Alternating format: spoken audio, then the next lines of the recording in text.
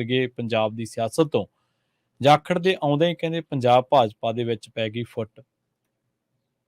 ਪ੍ਰਵੀਨ ਜੀ, ਇਸ ਤਰ੍ਹਾਂ ਹੈ ਕਿ ਸੁਨੀਲ ਜਾਖੜ ਪੰਜਾਬ ਬੀਜੇਪੀ ਦੇ ਪ੍ਰਧਾਨ ਬਣੇ ਨੇ ਅਸ਼ਵਨੀ ਸ਼ਰਮਾ ਦੇ ਹਟਾਉਣ ਤੋਂ ਬਾਅਦ ਜਾਂ ਉਹਨਾਂ ਦੇ ਲਾਂਭੇ ਹੋਣ ਤੋਂ ਬਾਅਦ ਇਹਨਾਂ ਨੂੰ ਪ੍ਰਧਾਨਗੀ ਮਿਲੀ ਤੇ ਹੁਣ ਉਹ ਦਫ਼ਤਰ ਜਿਹਦੇ ਵਿੱਚੋਂ ਅਸ਼ਵਨੀ ਸ਼ਰਮਾ ਪਿਛਲੇ ਦਿਨੀ ਆਪਣਾ ਸਮਾਨ ਚੱਕ ਕੇ ਲੈ ਗਏ ਸੀ, ਹੈ ਨਾ, ਸੋ ਉਸ ਦਫ਼ਤਰ ਦੇ ਵਿੱਚ ਹੁਣ ਇਹਨਾਂ ਦਾ ਮੰਜਾ ਡਹਿਣਾ, ਸੋ ਇਸ ਲਈ ਉੱਥੇ ਹੀ ਇਹਨਾਂ ਨੂੰ ਤਾਜਪੋਸ਼ੀ ਕਹਿ ਲਈਏ ਆਪਾਂ, ਇਹਨਾਂ ਦੀ ਪ੍ਰਧਾਨਗੀ ਦੀ ਸਮਾਗਮ ਰੱਖਿਆ ਗਿਆ ਤੇ ਉਸ ਦੇ ਵਿੱਚ ਬੜੇ ਜੋਸ਼ 'ਚ ਬੋਲੇ ਸੁਨੀਲ ਜਾਖੜ, ਬੜੇ ਮਤਲਬ ਕਿ ਆਪਣੇ ਆਪ ਨੂੰ ਇਹ ਪੇਸ਼ ਕੀਤਾ ਕਿ ਮੈਨੂੰ ਪੂਰੇ ਅਧਿਕਾਰ ਨੇ ਇਸ ਮੌਕੇ ਕੇਂਦਰ ਵੱਲੋਂ ਜਾਂ ਭਾਜਪਾ ਦੀ ਜਿਹੜੀ ਲੀਡਰਸ਼ਿਪ ਆ ਉਹਦੇ ਵੱਲੋਂ, ਸੋ ਇਸ ਲਈ ਹੁਣ ਆਪਾਂ ਆਪਣੇ ਦਮ ਤੇ ਸਾਹਮਣੇ ਆ ਕੇ ਲੜਾਂਗੇ। ਪਰ ਉਸ ਸਮਾਗਮ ਦੇ ਵਿੱਚੋਂ ਕਾਫੀ ਕੁਝ ਸਾਹਮਣੇ ਆ ਗਿਆ ਕਿ ਭਾਈ ਜਾਖੜ ਦੇ ਪ੍ਰਧਾਨ ਬਣਦਿਆਂ ਬੀਜੇਪੀ ਦੇ ਵਿੱਚ ਇੱਕ ਫੁੱਟ ਆ।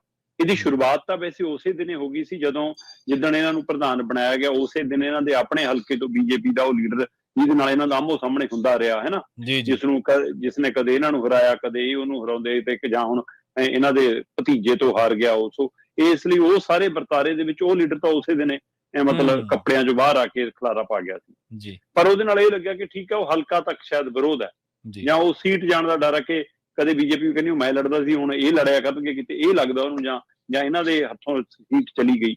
ਪਰ ਜਦੋਂ ਤੱਕ ਉਸ ਪ੍ਰਧਾਨਗੀ ਦੇ ਐਲਾਨ ਤੋਂ ਲੈ ਕੇ ਤਾਜਪੋਸ਼ੀ ਤੱਕ ਦਾ ਦਿਨ ਆਇਆ, ਤਦ ਤੱਕ ਸਾਫ਼ ਹੋਇਆ ਕਿ ਬਗਾਵਤ ਹੇਠਲੇ ਪੱਧਰ ਤੱਕ ਜਾ ਰਹੀ ਆ।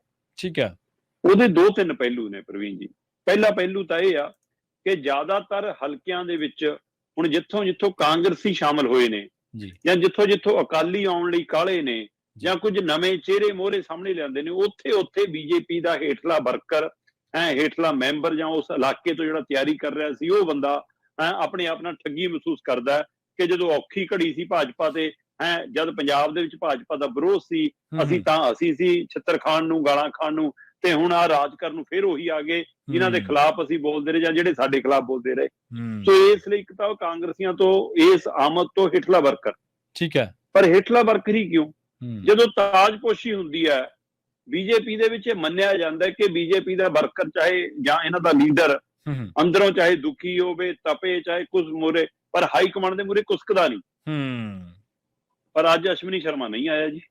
ਅੱਛਾ, ਉਸ ਤਾਜਪੋਸ਼ੀ ਸਮਾਗਮ ਦੇ ਵਿੱਚ ਅਸ਼ਵਨੀ ਸ਼ਰਮਾ ਗੈਰ ਹਾਜ਼ਰ ਹੈ।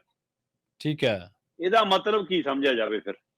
ਮੈਂ ਕਹਿੰਦਾ ਕੁਛ ਹੁੰਦਾ, ਘੱਟੋ ਘੱਟ ਬੀਜੇਪੀ ਨੂੰ ਇਹ ਤਾਂ ਪਤਾ ਸੀ ਨਾ ਕਿ ਜੇ ਅਸ਼ਵਨੀ ਸ਼ਰਮਾ ਨਹੀਂ ਆ ਪਾਉਂਦਾ ਤਾਂ ਇਹਦਾ ਸੁਨੇਹਾ ਕੀ ਜਾਣਾ। ਹੁਣ ਕੱਲ ਨੂੰ ਅਸ਼ਵਨੀ ਸ਼ਰਮਾ ਕੋਈ ਸਫਾਈ ਦੇਵੇ, ਜਾਖੜ ਕੋਈ ਪੱਖ ਰੱਖੇ, ਗਜੇਂਦਰ ਸ਼ੇਖਾਵਤ ਕੁਛ ਕਹੇ, ਪਰ ਸਾਰਿਆਂ ਨੂੰ ਪਤਾ ਜੀ ਕਿ ਜੇ ਸਾਬਕਾ ਪ੍ਰਧਾਨ ਨਹੀਂ ਆ ਰਿਹਾ ਤੇ ਮੌਜੂਦਾ ਪ੍ਰਧਾਨ, ਨਵਾਂ ਪ੍ਰਧਾਨ ਉਹਦਾ ਸੰਭਾਲ ਰਿਹਾ, ਤੇ ਇਹਦੇ ਕੀ ਮਾਇਨੇ ਹੁੰਦੇ ਨੇ? ਇਹਨੂੰ ਬਗਾਵਤ ਨਾ ਕਹੀਏ, ਅੰਦਰ ਰੋਸਾ ਨਾ ਕਹੀਏ, ਤਾਂ ਹੋਰ ਕੀ ਕਹੀਏ ਜੀ। ਚਲੋ ਫਿਰ ਆਜੋ ਸਮਾਗਮ ਚ। ਜਿਹੜੇ ਸਮਾਗਮ ਚ ਮੌਜੂਦ ਸੀ ਉਹਨਾਂ ਦੇ ਵਿੱਚੋਂ ਵੀ ਘੁਸਰ ਮੁਸਰ ਹੁੰਦੀ ਰਹੀ ਕਿ ਯਾਰ ਆਪਾਂ ਕਾਂਗਰਸੀਆਂ ਦੇ ਸਮਾਗਮ ਤੇ ਆਏ ਕਿ ਬੀਜੇਪੀ ਵਾਲਿਆਂ ਨੂੰ। ਠੀਕ ਹੈ, ਇਹ ਉਹਨਾਂ ਦੇ ਲੀਡਰ ਵਰਕਰ ਚਰਚਾ ਕਰ ਰਹੇ ਸੀ, ਕੁਝ ਹੱਸ ਕੇ ਕਰ ਰਹੇ ਸੀ, ਕੁਝ ਦੁਖੀ ਹੋ ਕੇ ਕਰ ਰਹੇ ਸੀ।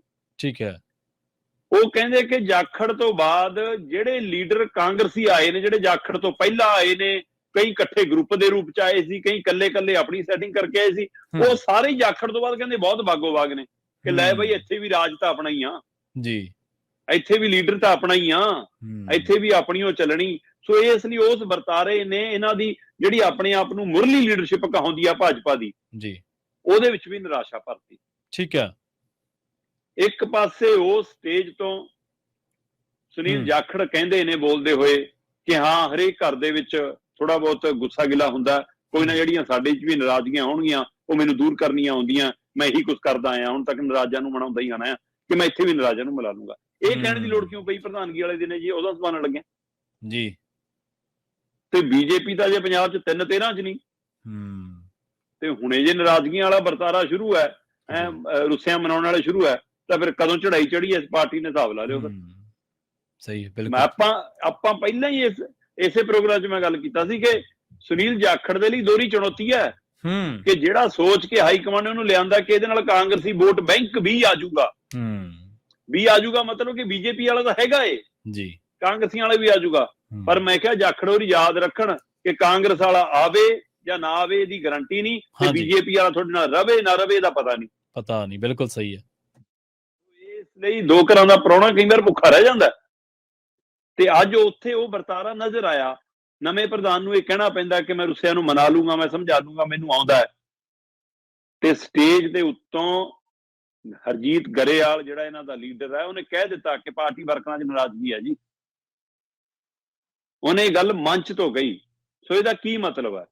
ਬੇਸ਼ੱਕ ਇਹ ਸਾਰੇ ਘਟਨਾਕ੍ਰਮ ਨੂੰ ਮੀਡੀਆ ਉਵੇਂ ਉਭਾਰ ਨਹੀਂ ਸਕਿਆ, ਕਿਉਂਕਿ ਸਭ ਦੀ ਨਜ਼ਰ ਅਕਾਲੀ ਦਲ ਵਾਲੇ ਗੱਠਜੋੜ ਦੇ ਹਵਾਲੇ ਨਾਲ ਜ਼ਿਆਦਾ ਸੀ। ਸਭ ਨੇ ਧਿਆਨ ਇਸ ਗੱਲ ਤੇ ਰੱਖਿਆ ਕਿ ਹਾਂ ਗੱਠਜੋੜ ਨੂੰ ਲੈ ਕੇ ਕੀ ਕਹਿੰਦੇ ਆ। ਸੁਨੀਲ ਜਾਖੜ ਨੇ ਸਪਸ਼ਟ ਕਰਨ ਦੀ ਵੀ ਕੋਸ਼ਿਸ਼ ਕੀਤੀ ਕਿ ਭੁੱਲ ਜਵੇ ਅਕਾਲੀ ਦਲ, ਜਿਹੜਾ ਇਹ ਮਾਹੌਲ ਬਣਾਉਣ ਨੂੰ ਫਿਰਦਾ ਕਿ ਬੀਜੇਪੀ ਫੇਰ ਆਊਗੀ, ਸਾਡੇ ਮਗਰ ਲੱਗ ਕੇ ਤੁਰੂਗੀ, ਘੱਟ ਸੀਟਾਂ ਨਾਲ ਸਰ ਜੂਗਾ। ਹੁਣ ਚਾਹੇ ਲੋਕ ਸਭਾ ਦੀਆਂ ਸੀਟਾਂ ਦੀ 24 ਦੀ ਗੱਲ ਹੋਵੇ ਤੇ ਚਾਹੇ 27 ਦੀਆਂ ਵਿਧਾਨ ਸਭਾ ਦੀ ਗੱਲ ਹੋਵੇ, ਹੁਣ ਅਸੀਂ ਉਹ ਛੋਟੇ ਨਹੀਂ ਰਹੇ, ਹੁਣ ਅਸੀਂ ਬੜੇ ਭਰਾ ਏ। ਸੋ ਇੱਕ ਪਾਸੇ ਇਹ ਵੀ ਕਹਿ ਦਿੱਤਾ ਕਿ ਅਸੀਂ ਬੜੇ ਭਰਾ ਏ, ਦੂਏ ਕਹਿੰਦੇ ਅਸੀਂ ਆਪਣੇ ਦਮ ਤੇ ਲੜਾਂਗੇ, ਇਹ ਵੀ ਕਹਿ ਦਿੱਤਾ।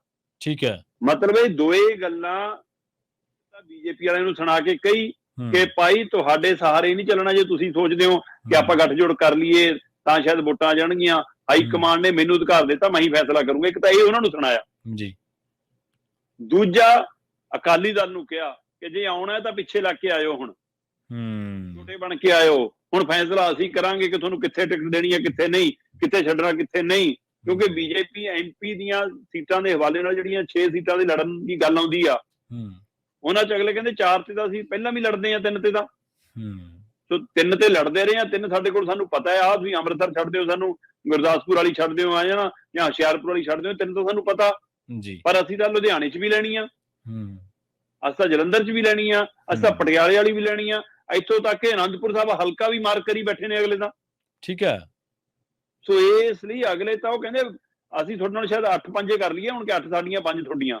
ਸੋ ਇਹ ਇਸ ਹਵਾਲੇ ਨਾਲ ਮਤਲਬ ਕਿ ਕਿਤੇ ਨਾ ਕਿਤੇ ਸੁਨੀਲ ਜਾਖੜ ਨੇ ਦੋਹਰੀ ਉੱਥੇ ਨੀਤੀ ਅਪਣਾਈ ਕਿ ਇੱਕ ਪਾਸੇ ਉਹਨਾਂ ਨੇ ਆਪਣੇ ਲੀਡਰਾਂ ਨੂੰ ਇਹ ਸੁਨੇਹਾ ਦੇਣ ਦੀ ਕੋਸ਼ਿਸ਼ ਕੀਤੀ ਕਿ ਭਾਈ ਗੱਠਜੋੜ ਹੋਣਾ ਜਾਂ ਨਹੀਂ ਹੋਣਾ, ਹੁਣ ਇਹ ਤੁਹਾਡੇ ਮਨਾਂ ਦੇ ਹਵਾਲਿਆਂ ਨਾਲ ਨਹੀਂ ਗੱਲ ਚੱਲਣੀ।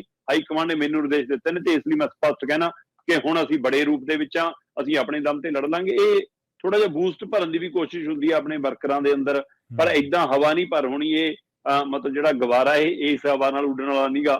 ਸਾਰਿਆਂ ਨੂੰ ਪਤਾ ਕਿ ਬੀਜੇਪੀ ਦੀ ਪੰਜਾਬ ਸਥਿਤੀ ਕਿਹੋ ਜਿਹੀ ਆ, ਪਰ ਉਸ ਦੇ ਬਾਵਜੂਦ ਵੀ ਅਗਲੇ ਹਰ ਹੱਥਕੰਡਾ ਅਪਣਾਉਣਗੇ। ਤੇ ਇਹਦੇ ਵਿੱਚ ਉਹਨਾਂ ਨੇ ਇਹ ਸੁਨੇਹਾ ਦੇ ਕੇ ਕੋਸ਼ਿਸ਼ ਕੀਤੀ ਕਿ ਹਾਂ ਅਸੀਂ ਹੁਣ ਬੜੇ ਭਾਈਆਂ ਤੋਂ ਭਾਵ ਤੋਂ ਸਪਸ਼ਟ ਹੈ ਕਿ ਅਕਾਲੀ ਦਲ ਨੇ ਜੇ ਛੋਟਾ ਭਾਈ ਬਣ ਕੇ ਆਉਣਾ ਤਾਂ ਆ ਜਾਵੇ।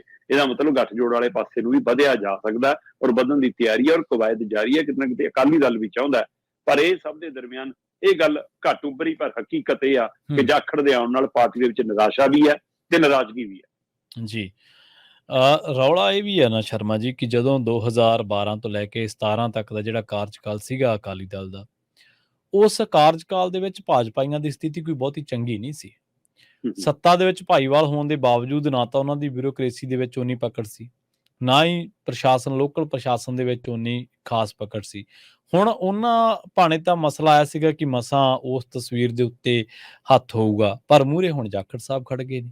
ਸਥਿਤੀ ਉਹਨਾਂ ਦੀ ਵੀ ਇਹੀ ਤਾਂ ਪਹਿਲੂ ਹੈ ਪ੍ਰਵੀਨ ਜੀ। ਅਕਾਲੀ ਹੁਣ ਬੀਜੇਪੀ ਲੀਡਰਾਂ ਨੂੰ, ਬੀਜੇਪੀ ਜਿਹੜੇ ਬਰਾਬਰ ਨਾਲ ਇਕੱਠਿਆਂ ਕੰਮ ਕਰਦੇ ਰਹੇ, ਮਿਲਦੇ ਗਿਲਦੇ ਰਹੇ, ਉਹਨਾਂ ਨੂੰ ਫੋਨ ਕਰਕੇ ਕਹਿੰਦੇ ਨੇ ਕਿ ਆ ਗਿਆ ਸਵਾਦ। ਜੀ ਜੀ ਜੀ, ਜਿਨ੍ਹਾਂ ਨੂੰ ਸਟੇਜਾਂ ਤੇ ਵੀ ਥਾਂ ਮਿਲਦਾ ਸੀ। ਪਹਿਲਾਂ ਤਾਂ ਸਾਡੇ ਨਾਲ ਗੱਠ ਜੋੜੇ ਸੀ। ਹਾਂਜੀ, ਪਹਿਲਾਂ ਤਾਂ ਚਾਹੇ ਕੁਰਸੀ ਥੋੜੀ ਜਿਹੀ ਖੁੰਝੇ ਨੂੰ ਲੱਗਦੀ ਸੀ, ਪਰ ਲੱਗਦੀ ਤਾਂ ਪ੍ਰਧਾਨ ਵਾਲੀ ਉਹ ਸੀ ਤੁਹਾਡੀ। ਹਾਂਜੀ ਹਾਂਜੀ। ਤੇ ਹੁਣ ਤਾਂ ਅਗਲੇ ਕਾਂਗਰਸੀ ਰਾਜ ਕਰ ਰਹੇ ਨੇ ਤੁਹਾਡੇ ਤੇ। ਹੁਣ ਲੈ ਲਓ ਸਵਾਦ, ਹੁਣ ਤਾਂ ਗੱਠਜੋੜ ਥੋੜਾ ਤੁਹਾਡੇ ਸਿਰ ਤੇ ਬੈਠ ਕੇ ਕਹਿੰਦੇ। ਸੋ ਇਸ ਲਈ ਸਵਾਦ ਦੀਆਂ ਗੱਲਾਂ ਨਹੀਂ ਜੀ। ਕਿਸੇ ਸਮੇਂ ਧਰਨਾ ਲਾਉਣਾ ਪੈ ਗਿਆ ਸੀ ਬੀਜੇਪੀ ਵਾਲਿਆਂ ਨੂੰ, ਦਿੱਲੀ ਜਾ ਕੇ ਸ਼ਿਕਾਇਤ ਕਰਨੀ ਪਈ ਸੀ ਕਿ ਜੀ ਅਕਾਲੀ ਤਾਂ ਸਾਨੂੰ ਆਪਣੀ ਗੱਠਜੋੜ ਦੇ ਵਿੱਚ ਮੰਨਦੇ ਨਹੀਂ, ਸਾਡੀ ਤਾਂ DC ਨਹੀਂ ਸੁਣਦਾ ਜੀ। ਜੀ ਜੀ, ਬਿਲਕੁਲ ਬਿਲਕੁਲ।